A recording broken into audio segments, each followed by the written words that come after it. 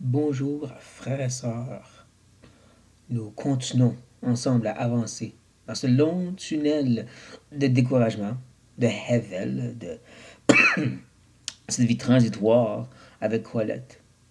Ce tunnel qu'on a appelé la richesse, les bénédictions, les bienfaits terrestres, tout ce qui se passe sous le soleil, mais qui reste quand même que Hevel, que vanité. Nous avons vu que Colette regarde différentes facettes de ses richesses depuis le début de son écrit.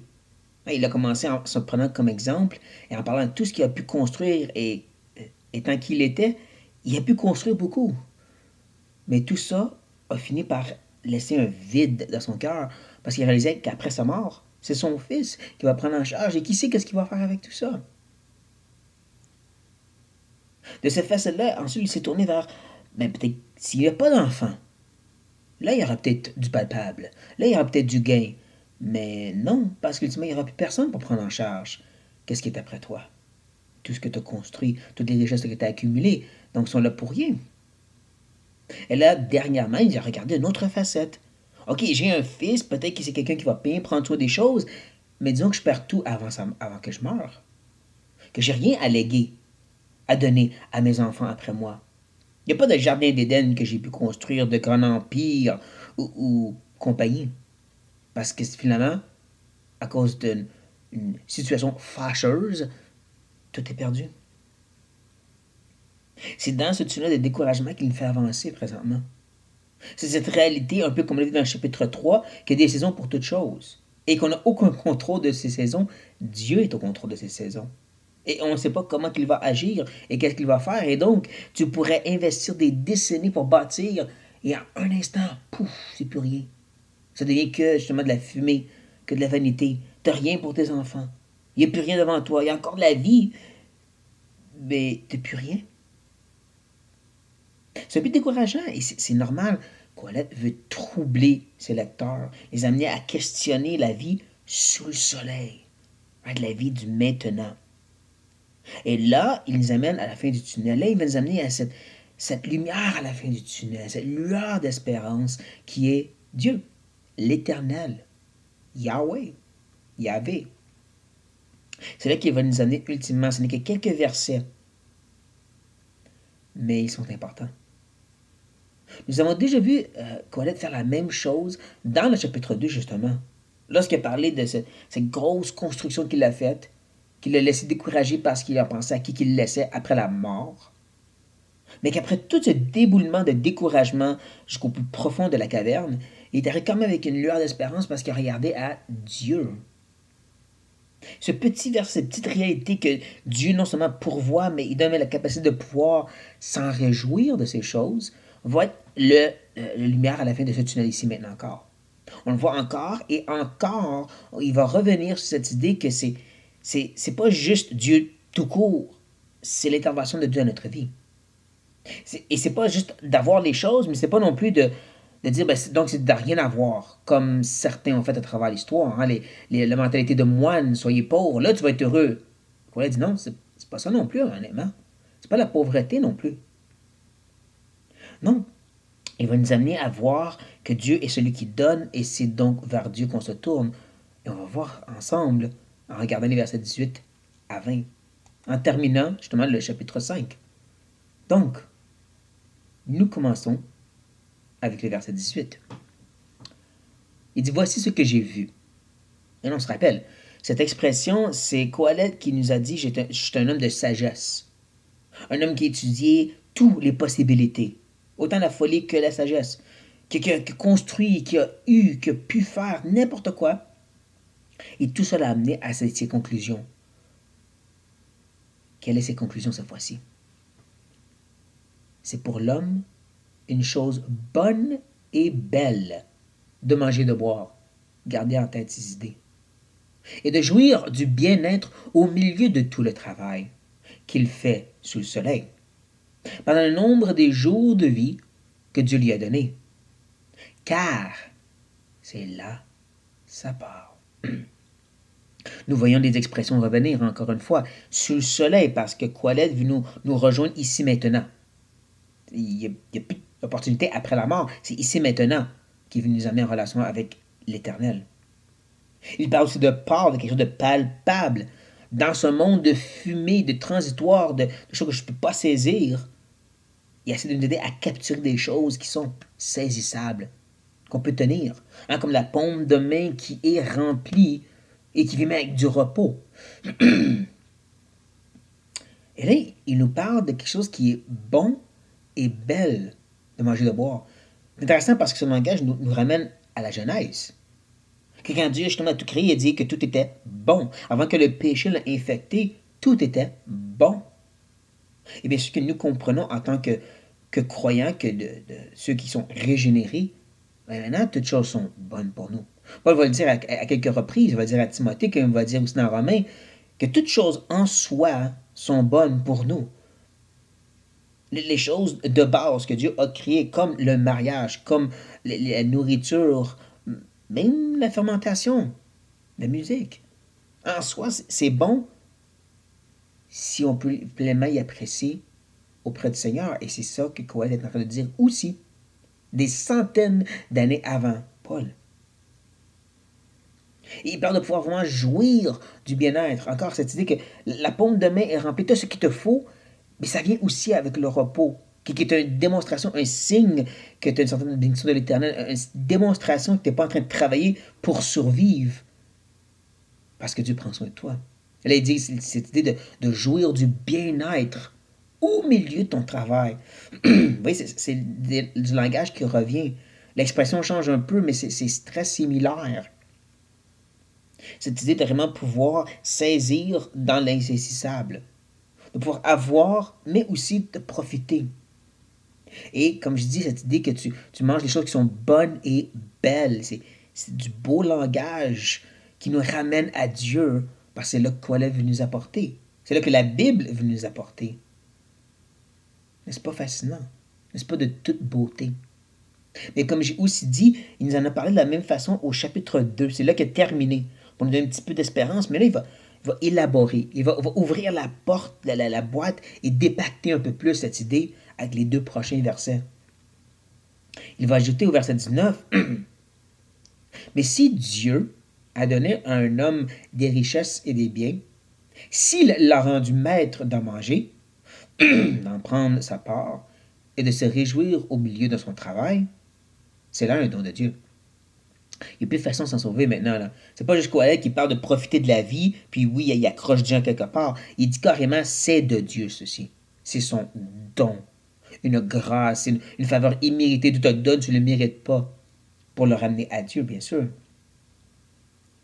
T'sais, il commence en disant Dieu donne, il termine en disant c'est un don de Dieu. Vous voyez cet effort de faire ces 2 parenthèses, ces 2 couvertures de livres. C'est vraiment entourer et nous centrer sur Dieu. Dieu donne cette richesse et c'est bien, mais il dit aussi s'il l'a rendu maître d'en manger. Vous allez voir que cette idée, cette expression va revenir. Il en a déjà parlé, mais il va en parler plus tard. Cette idée est quelqu'un qui a tout ce qu'il lui faut, mais il n'est pas capable d'en profiter.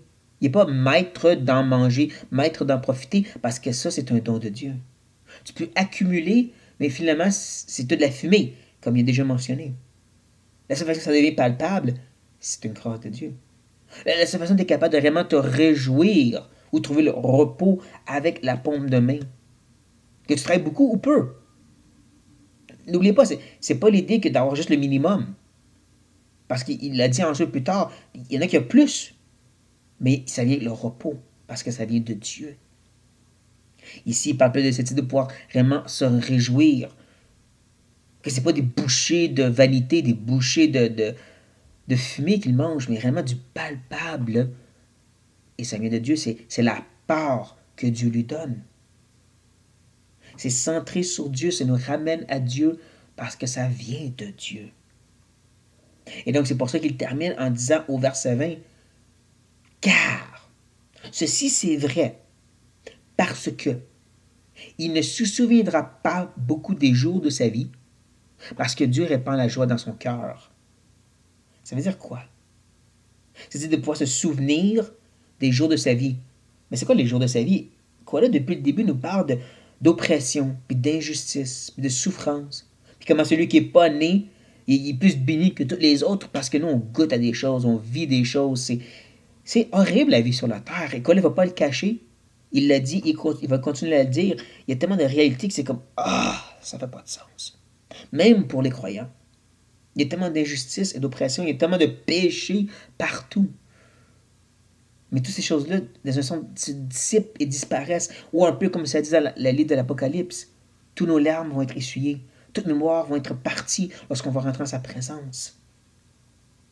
C'est un peu comme un avant-goût que Kowal nous mentionne. Et c'est la même chose pour nous les croyants aussi dans la nouvelle alliance. Cette idée que la vie éternelle est déjà commencée en Christ. On goûte déjà ces choses par l'œuvre du Saint-Esprit en nous, par le cœur régénéré, par sa parole qui nous renouvelle. On goûte déjà à cette joie répandue dans notre cœur. Ça fait partie du fruit de l'Esprit. Vous voyez comment justement la parole est tellement rattachée ensemble. De l'ancien jusqu'à le nouveau. Il faut voir le lien. L'auteur, le Saint-Esprit a fait le lien. On peut le voir, c'est correct de le voir. Et c'est tellement beau justement de penser à cette idée. Dieu répand la joie dans le cœur. C'est plus dans les circonstances, c'est pas dans les richesses, même pas la capacité d'en profiter. C'est une joie répandue, c'est une joie qui vient d'en haut, qui est inexplicable. Comme Paul qui chante en prison. Inexplicable, ça vient d'en haut. C'est une joie répandue dans nos cœurs qui vient de Dieu. Nous sommes vraiment en train de voir que Kohelet n'est pas juste en train de parler de l'hédonisme ici, de juste pouvoir profiter de la vie. Au contraire, ceux qui pensent ceci de Kohelet et de livre de l'Ecclésiaste n'ont pas compris rien. Parce que, on le voit ensemble présentement, c'est pas de l'hédonisme pur, c'est de prendre plaisir en Dieu. C'est de pouvoir vraiment apprécier les bonnes choses que Dieu nous donne pour nous amener à Dieu. Et ça, c'est tellement important. C'est tellement un bon rappel parce que souvent, certains d'entre nous, plusieurs d'entre nous, sont nous, Seigneur, parce qu'on a frappé le fond du baril. Hein? Parce que le péché nous a amené à cette place-là. C'est la colère de Dieu, si vous voulez. La colère de Dieu qui nous a amené à la repentance et à la foi. Mais il y en a d'autres que c'est la bénédiction de l'Éternel qui nous a amenés à Dieu. C'est de voir sa bonté plus que sa colère. Ceci ne veut pas dire qu'on néglige l'importance de mentionner la mauvaise nouvelle avec l'Évangile. Ça fait partie de la bonne nouvelle. Mais Colette regarde l'autre optique. Regarde Dieu qui répand de la joie dans notre cœur pour nous attirer vers lui, nous tourner vers lui. Et pour nous qui sommes croyants, un peu comme certains des lecteurs de l'Ecclésiaste, les premiers lecteurs, les Juifs croyants qui ont lu ce livre la première fois, nous devons nous rappeler justement que Dieu donne ces bonnes choses, qu'on puisse en profiter à la gloire de Dieu. Comme Paul le dit aux Corinthiens, manger et boire à la gloire de Dieu. On mange et boit d'une façon qui n'est pas exagérée. On ne profite pas à l'excès. On ne le fait pas au détriment d'être une pierre d'achoppement pour les frères et sœurs. Mais on le fait aussi à la gloire de Dieu. Que l'idée du couple et l'intimité est une grâce de Dieu qui nous amène vers lui. Donc, ce que Colette dit, c'est pour nous aussi les croyants. Autant c'est pour interpeller les non-croyants que c'est un rappel pour nous les croyants. Dieu nous donne de pouvoir apprécier la bonne et belle création maintenant. C'est ça la régénération. C'est de goûter déjà la nouvelle Jérusalem, la nouvelle terre dans laquelle il va y avoir des plaisirs et une joie inexplicables. Et qu'on peut déjà y goûter maintenant. Parce qu'il nous a sauvés. Comme j'ai dit, c'est pas le pauvreté. D'être austère, d'être privé. Mais c'est l'idée de pouvoir quand même profiter des bonnes choses que Dieu donne, reconnaissant que ça vient de Dieu et s'abandonnant à le fait que c'est Dieu qui va guider. Hein, sa parole est donnée comme des paramètres pour nous garder de l'excès. Mais comprenez que prendre plaisir en Dieu, c'est pas juste le remercier pour notre nourriture, cette petite prière que nous faisons. C'est l'idée d'être reconnaissant quand tu arrives au travail, Dieu t'a pourvu ce travail. La fin de la journée, quand tu as réussi ce dur travail que tu as fait, merci Seigneur. Puis à la maison ou appartement que Dieu t'a fait rentrer, wow! Le transport qui t'a amené au travail, merci. Nos amis, nos frères et sœurs, merci, couple, et ainsi de suite. C'est d'avoir ce cœur d'appréciation des bonnes et belles choses que Dieu nous donne. Ayons des cœurs de louange et de reconnaissance, et ainsi reconnaissant justement que cette joie est en Dieu, parce qu'elle vient de Dieu.